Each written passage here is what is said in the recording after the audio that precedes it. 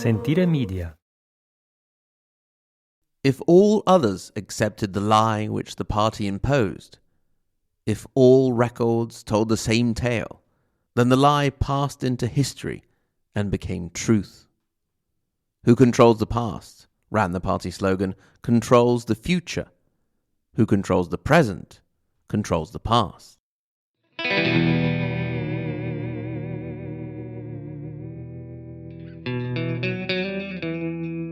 Every record has been destroyed or falsified, every book rewritten, every picture has been reprinted, every statue and street building has been removed, every date has been altered.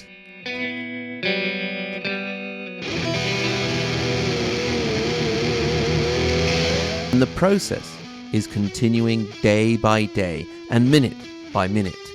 History has stopped.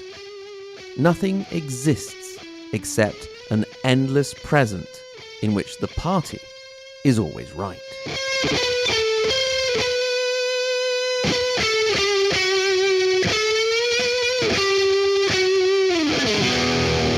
Don't you see that the whole aim of Newspeak is to narrow the range of thought? In the end, we shall make thought crime literally impossible, because there will be no words in which to express it.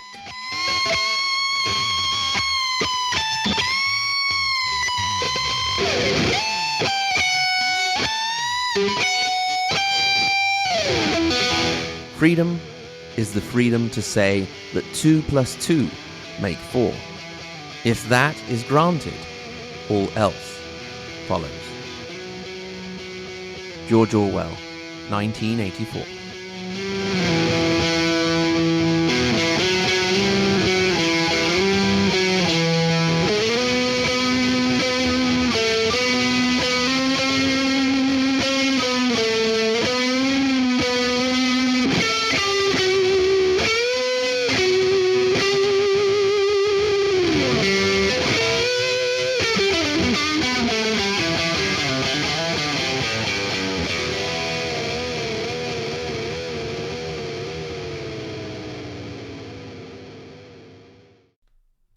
In his landmark dystopian novel, 1984, George Orwell emphasizes the role of language and definition as instruments of a totalitarian regime.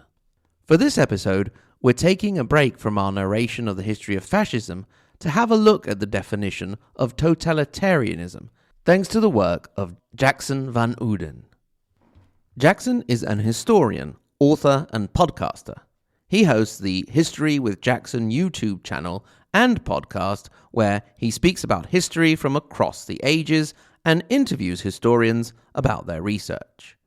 As an author, he has written several articles on a variety of different topics and also has recently published a book entitled The Crystallisation of Totalitarianism. And so Jackson has very kindly accepted to come and talk to us about his work. Jackson, thank you very much for coming on the podcast. And thank you very much for having me, Mike. I really appreciate it. I really appreciate someone taking the time to speak to me about my book. So thank you very much. No, it's been a pleasure. And I must thank you as well also for making me feel all clever and academic, because I hadn't read any sort of research papers in quite a while. So I quite enjoyed that. So we will be plugging the book at the end. But from the start, I will say, if you do want to feel clever and read some interesting documents about what we're going to talk about, definitely check out Jackson's book.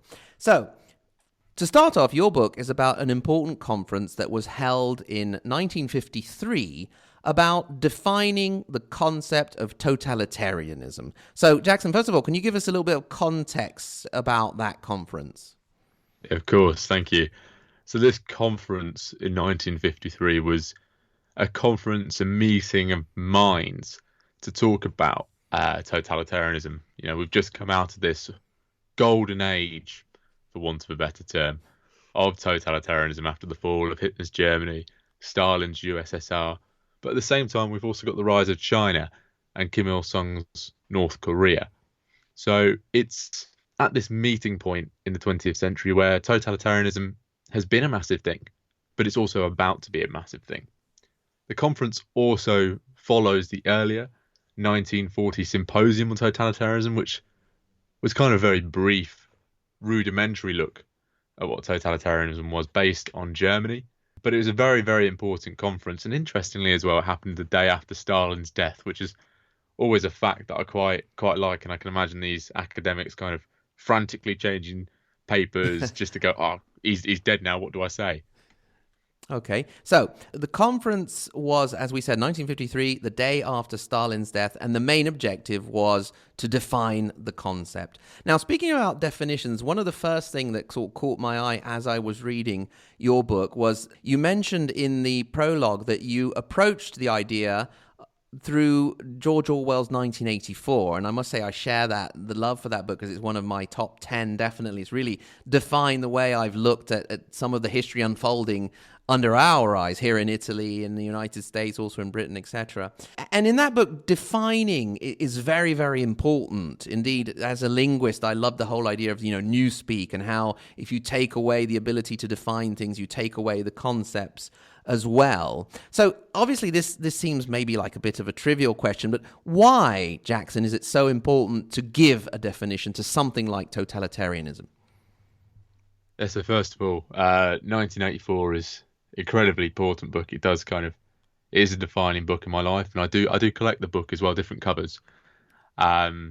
So for me, it is my opinion that it's important to give a definition to this term, to give parameters to what totalitarianism is, because without having those parameters, without having that definition, you can't firmly say whether something is. You can say, oh, it's totalitarian, when it's actually just a dictatorship. There's just a strong single leader. Or it's totalitarian. Well, actually, it's authoritarianism. People still have an element of choice, still have an element of freedom. And likewise, you can have an authoritarian dictatorship. So I think these parameters, this definition, is very important to have to prevent those kind of ideas being incorrectly put on someone else or incorrectly put on a different regime. And there's difference, like I've just mentioned briefly, there's difference in the level of totality, really. Totalitarianism really covers every facet of life. It controls every facet of life, the regime, structures. It is really, there's a reason why the word total was in the word. It is total control. Meanwhile, authoritarianism and dictatorships don't have that element of control. And I thought it was important to put this book out to kind of say that there are parameters. Okay. And again, on the concept of definition, you mentioned at the start of your book that one of the first mentions of the word is actually in Italy, in Italian. So totalitarismo, first mentioned by an Italian journalist, Giovanni Amendola, at the beginning of the fascist experience. And then later it was better defined by Don Luigi Sturzo, who was an Italian politician, a clergyman as well, who gave the parameters of what fascism was. And so it starts in Italy to define fascism, but then the conference very much focuses on Hitler's Germany, on the Soviet Union, and then goes on to sort of, and you yourself, Jackson, you mentioned also Kim Il-sung's North Korea and China. So why the shift away from Italy? So why did we get lost in it? Or perhaps, luckily, we didn't do a good enough job at being a totalitarian state. Hopefully that could be it. We're just no good at being a totalitarian state. So why this shift away from Italy? So in terms of the conference, I definitely felt there was a shift away, firstly because of the personnel at the conference, the academics at the conference. It was populated by German and Soviet refugees. They were escaping Hitler, they were escaping Stalin, or they had already suffered abuse at the hands of these two regimes. So if you have people who are political refugees from regimes such as Hitler's Germany and Stalin's Russia, then their lived experiences are going to inform what they're talking about, what they're explaining, what they're examining in the different areas of totalitarianism. So firstly, I think that's why the conference looks at it in that kind of perspective. And certainly the conference has been criticised for being too German-centric. But Mussolini kind of pales in comparison to Hitler and Stalin, both his total power. He was still beholden to Victor Emmanuel III. He was protected from being removed from power by the king. He was brought into power by the king. So there's that element that Mussolini's beholden to someone which Hitler and Stalin weren't. They were the be-all and end-all within their regimes, and that really does make a difference. And that certainly informs my belief as to why it's a very contentious belief, but why Mussolini's Italy was not a totalitarian regime. But yeah, I think it comes down to the people at the conference, and we've just come from Hitler and with the examining of everything that has just come out of Nazi Germany, and we're also becoming more aware of what Stalin's doing in Russia. So I think in terms of the relevancy to people at that point, Mussolini certainly pales in comparison. Yeah, and then, we might add, because this interview is part of the Fascism 100 series, we could add that Mussolini was first deposed by his own fascist council to sort of add to your consideration that the power wasn't total. When Mussolini was first deposed on the 25th of July 1943, it was by his own council. So I can totally agree with what you're saying, Jackson, about that power not being complete, because he wasn't deposed at that time by a foreign power or by a new Italian power, but by his own council. So another thing that informs my belief on that as well is that Mussolini was also beholden to Hitler during the war as well. There was definitely whilst he was the elder statesman on the scene, there was definitely a power dynamic where Mussolini was not in charge of that kind of relationship. He wasn't the more powerful out of the two. And certainly when you look at Hitler and Stalin in foreign relations, or the Devil's Pact, as some have called it, there's definitely more of an equality between the two of them. They definitely are very wary of each other, but respectful of one another's positions. I don't think there is as much respect from Hitler to Mussolini as there was between Hitler and Stalin. Yes, not at the end, at least. Because initially, Hitler sort of started to model some of what he did on the fascist regime as well. And I think, as you said, that power dynamic changed in time. And another thing interesting, Mussolini did have a bit more respect also from the international community before this power dynamic inverted, because, for example, one thing which is not very well known is Mussolini was sought out as an intermediary by the Allies before things kicked off to try and sort of curb Hitler a bit. So I agree. Yeah, definitely there was not an inequality in that dynamic that developed over time, because at the beginning Mussolini was, as you said, the elder statesman and the model for Hitler's regime. Moving on then to the actual conference, one of the first speakers was Kennan. Am I pronouncing that right, Jackson? Yeah. George Kennan. And it caught my attention that he briefly mentioned the idea of the feudal societies. So looking back, would that be correct, Jackson, to look at the feudal societies as a sort of proto-totalitarianism, or does it not make sense to try and apply that kind of label to a pre-industrial society? So totalitarianism emerged in the 20th century, but this emergence was enabled by the rise of technology, and certainly in the rise of the power of technology. Totalitarianism has been described as historically unique or novel, and you need technology to condition these monopolies of arms and communications. And certainly the level of surveillance within totalitarian regimes, and even democratic regimes today, is just certainly impossible for these pre-industrial political organizations and systems. So certainly you can have authoritarian governments, autocratic governments, but I don't think anything comes close to totalitarianism really, because the technology really enabled it. But Kennan did see that people who were opposed to feudal systems, rejected that traditional model of authority, could be harnessed by totalitarian leaders to create that regime as an alternative for what they wanted, an alternative to tradition. So then, moving on, another one of the speakers who left a lasting impression was Carl Friedrich. And he, at least from what I read, stands out as being the one who defined the concept a bit more clearly with his points.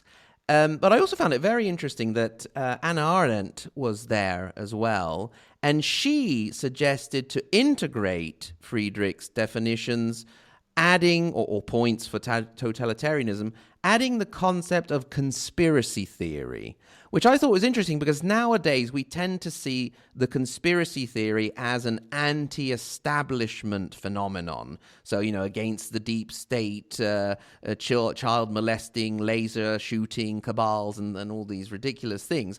Whereas here we're talking about conspiracy theory as a tool of the establishment. So could you elaborate on that? Yeah, so she wanted to add this conspiracy theory idea in because she believed that they spread these conspiracy theories and some of them came to power, through these conspiracy theories. And you have to remember she was a refugee of the Germans as well. But for me, this conspiracy theories come under the idea of the control of communications within totalitarianism, and then they can spread this disinformation, this narrative out to their citizens and perpetuate the story that they want. They can control the narrative. That's what Hannah Arendt was possibly trying to get at, is that they control the narrative, they control the story. Like in 1984, the unpersons, Ogilvy is created out of nothing. So that's the kind of thing that is certainly within totalitarianism. The most clear, famous example for me is that, and it's apparently verified as well, it's utterly bizarre, is that Kim Jong-un didn't defecate. And they told their citizens that. The citizens believed it, and it kind of increases this godlike status within these people, within these societies, and again creates that cult of personality. And we have to remember as well that the anti-Semitic side of Nazism, that comes from the Protocols of the Elders of Zion, which is a conspiracy theory that the Jewish race was the mother controlled. of conspiracy theories. Exactly. Which seems to have been, correct me if I'm wrong, Jackson, a Russian origin of the Russian secret police, if I remember correctly. Now, I can't remember off the top of my head, unfortunately, but that there is also historic anti-Semitism within Russia as well. So there's that common thread of conspiracy theories within these regimes already. So she'd be right to mention conspiracy theories, but again, Friedrich was right to reject it as well. Okay, so he ended up rejecting it. Yes, yeah, Okay, It's still filled within his 5 categories that I put in the book. Okay. Then another of the speakers, Jiglicksman, he mentioned the concept of terrorization, which sort of sticks in your ear because we're used to hearing the word terrorism. So what is the difference between terrorization and terrorism? So first, Jerzy G. Glicksman's a very, very interesting character. I can't find much about him, but he was a political refugee from the USSR. He'd been part of slave labor, so he was very, very aware of these concepts and the effects of these concepts on people within totalitarian regimes. Now, terrorism, as we all know, is the unlawful use of violence and intimidation against people, property, governments. And it's done to achieve political aims or goals. So, we're all aware of Al-Qaeda and other similar organizations. Now, where it does kind of become a little bit muddled is you can have state-sponsored terrorism, which is the use of, violence and intimidation against people or people of other states to achieve a goal. But it usually involves violence. There's always some kind of damage to people mentally, physically, or property. Now, terrorization, on the other hand, is to instill or create that fear or anxiety within people. So, for me, the perfect example of that is the knock on the door in the middle of the night. The sound of the gunshot echoing through the city whilst execution's taking place. That fear and panic that people experience when they don't know where it's happening, don't know who's next. Now, these lists that Stalin created, sometimes they were names, sometimes they were just given numbers, and they'd had to go and execute that amount of numbers, imprison that amount of numbers, just to create that prophylactic, that paralyzing sense of fear within the citizenry for compliance with fear. And another speaker mentions it's Gurion. Is that correct again? Yeah, Gurin. He mentions the idea of deification, so transforming the leader, the great leader, into a divinity. And I think you gave a good example before, in the fact that Kim Jong-un apparently doesn't poo, which obviously is impossible, but, that is trying to give him, let's say, godlike characteristics and abilities. And another thing I recently discovered, I listened to another great podcast, which is Professor Buzzkill, and they mentioned how Nazism had also tried to take over religious communication, for example, changing the lyrics to Silent Night. And at a certain point, Hitler appears in Silent Night, also attempting to reduce, let's say, the Jewish aspect of the Christian religion. So how does that factor, this deification, factor into the idea of totalitarianism?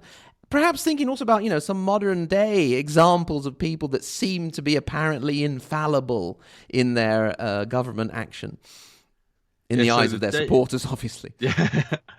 So the deification is that cult of personality, which is crucial, I feel, to dictatorship and into totalitarianism. So it's that cult that surrounds a leader and develops into this mass sprawling web of informational disinformation about an individual leader.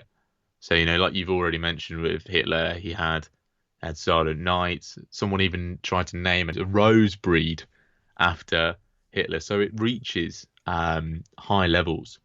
Stalin, there's cities named after him in Russia.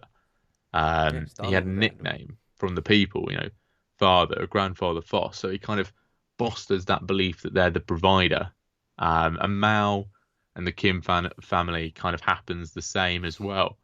So it's a crucial feature within totalitarianism that you have this cult surrounding a leader that adds a little bit more oomph to their image, to kind of get rid of that idea that they could disappear, someone could replace them, because they are, like I said earlier, the be all and the end all, and that only adds to that because the people won't want to go against the person who provides for them. Modern day examples: Xi Jinping, possibly in China, building up his own cult of personality. I mean, I've said enough about China already for me to kind of be okay with saying it now, but apparently his PhD thesis was apparently plagiarized. So that's starting to. So he stole it from someone. Yes. Okay. Yeah. So that adds to that. He's the most intelligent. He's building China up into this kind of powerhouse by adding to his credentials. I'm trying to stay away from the obvious, obviously. And Putin has a I think Putin's probably got the best modern cult of personality because it transcends Russia. His the memes of Putin aren't, I mean, he might see them, but they're not derogatory. He's pictured as that strapping man on the horse, and people admire him for that. He's got black belts in Taekwondo, and so does Trump actually now. I think honorary, but I recently read an article where he was assigned an honorary black belt in, I think, Taekwondo actually. So he's no less than Putin there. Yeah, that'd be an interesting fight. That one would. Yeah.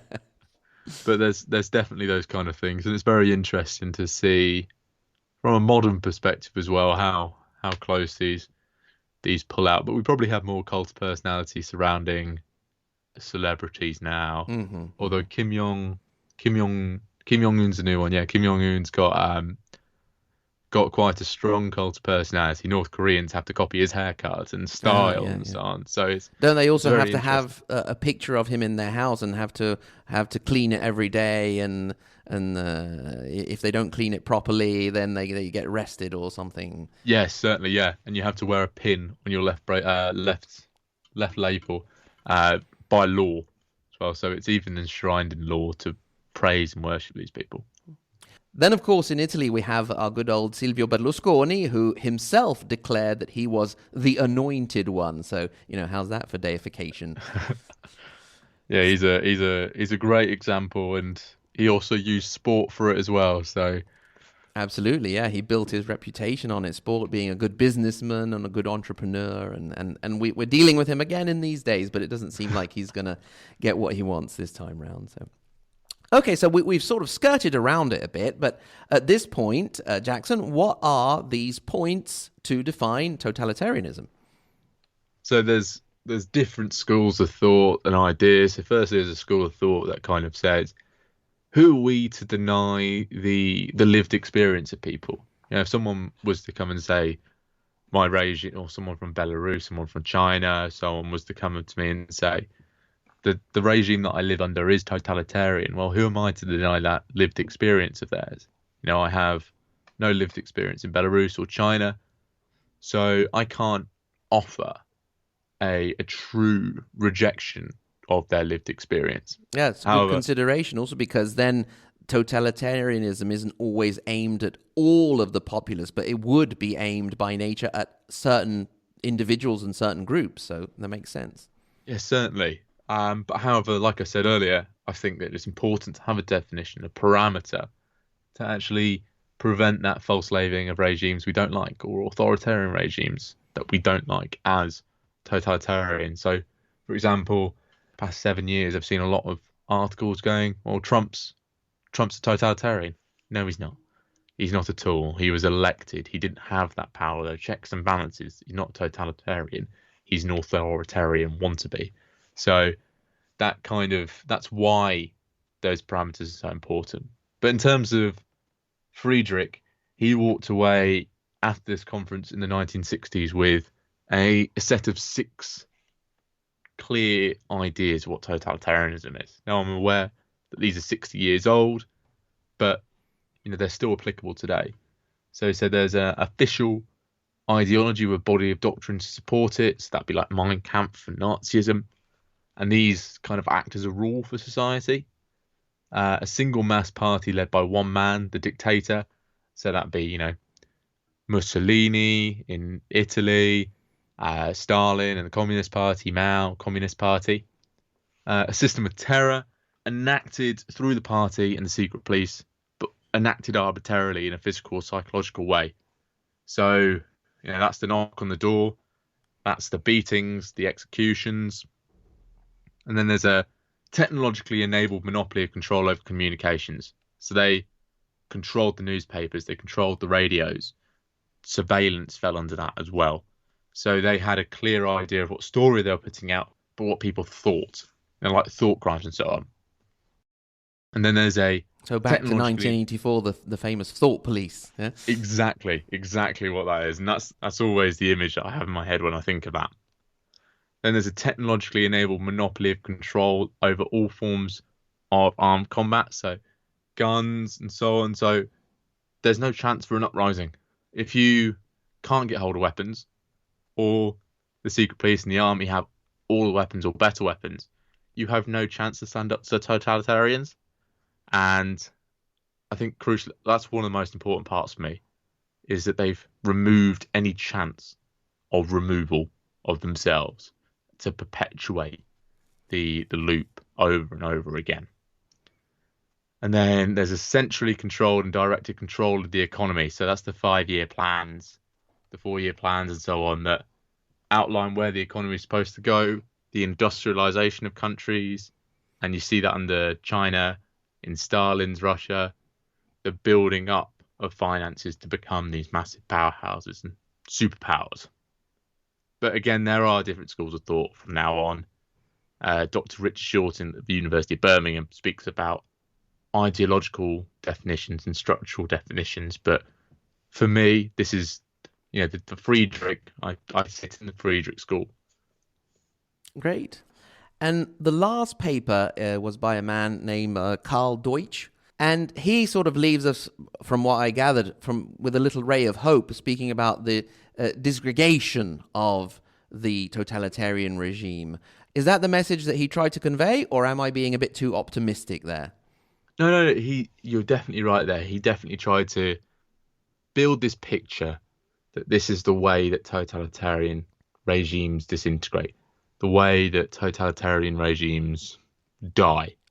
And that's what I tried to show in my book, the birth, the life, and the death of totalitarianism. Deutsch is very, very accurate within his paper at the conference, and it's scarily accurate as well. It's a very good paper. But for me, I can see North Korea with possible social liberalization or exposure to liberalization could lead to its collapse.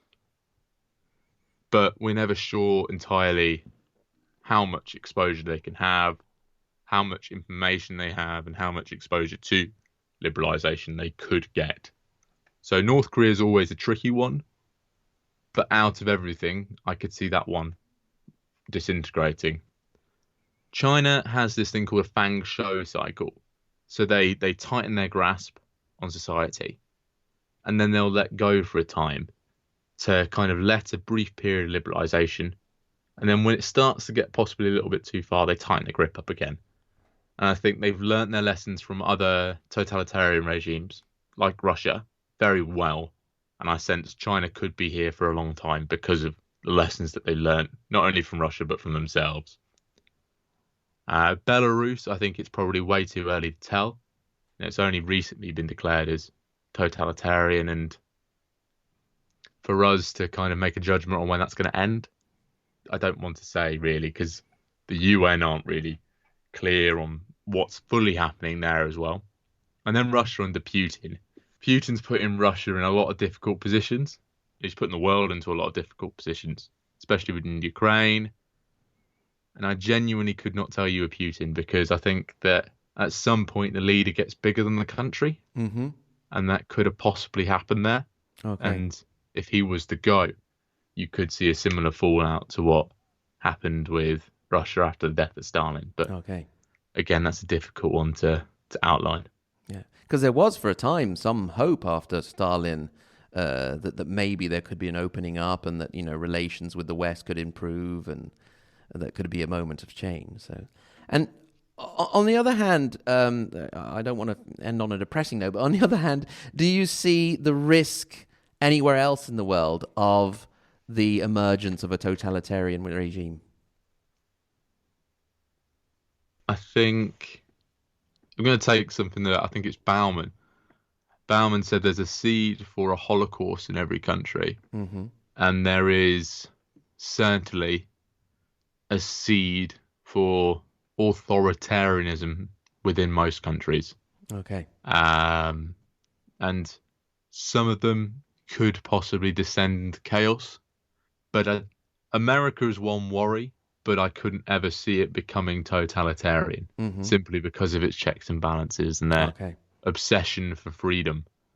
But one emerging area, as I think Robert says, or Davis, is the Middle East. Mm-hmm. Certainly with ISIS. ISIS is demonstrating within its regimes, because it's now government, that it is totalitarian in its outlook and totalitarian in its policies. So I think the Middle East under ISIS is one of those next areas to go totalitarian. Okay. Well, we hope we've piqued your curiosity. Jackson, if listeners want to get a hold of your book, where can they get it? So you can find The Crystallisation of Totalitarianism on Amazon. You can get paperbacks, hardbacks, and Kindle copies available across the world. It has got an anglicised spelling, so crystallisation is with an S, not a Z, because that is also my preferred spelling. Okay. And then you can buy signed copies on my website, which is www.historywithjackson.co.uk. Okay. Is there anything else you'd like to tell us about? Do you have a YouTube channel, for example? Now's the time to plug whatever you want to plug. Yeah, so thank you, Mike. Yeah, I have a YouTube channel where I talk about different areas of history every week on a Sunday. So at the moment, I'm going through English and British monarchs. And then I have a podcast where I speak to historians about their specialisms and their research as well. And that is also called A History of Jackson. So they're available on YouTube, Apple Podcasts, Spotify, and all major podcast sites, wherever you get them from, really. So yeah, I definitely want to shout those out. And also want to shout out Mike, really. You're a fantastic podcast. You do a lot of great work, Mike. Thank you very much. Cheers. Yeah, but back at you. And thank you again very much, Jackson, for this interview. Really interesting, and maybe, hopefully, in future we'll get to collaborate on other things. Oh, that'd be awesome, Mike. Thank you very much. Brilliant. Thanks again. I hope you found that interview interesting. If you want to look Jackson up, you can also find his info in the show notes.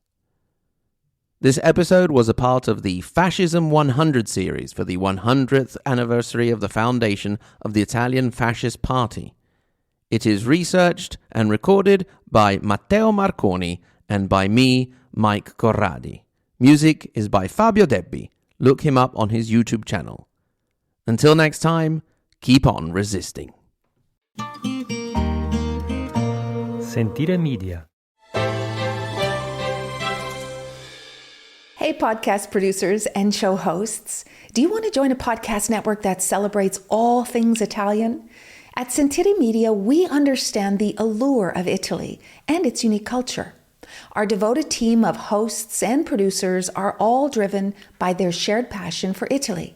And we work tirelessly to create the best lifestyle podcasts and content that will whisk you away to the very heart of Italy. With us, you can savor the mouth-watering flavors, get lost in the stories from the past, break down the cultural barriers, and truly immerse yourself in the vibrant traditions of this intoxicating country. If you have a great podcast idea or are already in production and would like to join Sentire Media, head over to sentiremedia.com, that's SENTIRE media.com, and find out how to submit your show.